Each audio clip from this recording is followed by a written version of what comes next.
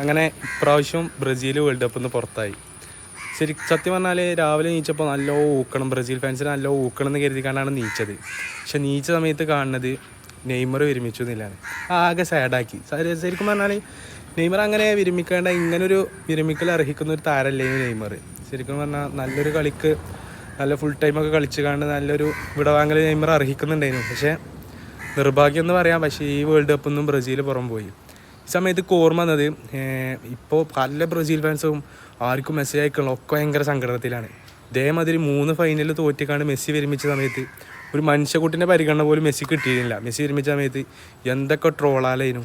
ഒരു മനുഷ്യക്കൂട്ടിൻ്റെ പരിഗണന മെസ്സിക്ക് കിട്ടിയിട്ടില്ലായിരുന്നു. പക്ഷേ ഇപ്പോൾ നെയ്മർ ഇതാക്കിയപ്പോൾ നമ്മൾ അർജൻറ്റീന ഫാൻസ് അങ്ങനെ ഊക്കാൻ നിന്നിട്ടില്ല. കാരണം നമുക്ക് ആ വേദന മനസ്സിലാവും, നെയ്മറിൻ്റെ ആ വേദന നമുക്ക് മനസ്സിലാക്കാൻ പറ്റും. പക്ഷെ അന്ന് ഒരു പരിഗണന മെസ്സി കൊടുത്തിട്ടില്ലേനെ. അങ്ങനെ ഊക്കിയാലാണ് ഇന്ന് കരയുന്ന അധിക ബ്രസീൽ ഫാൻസും.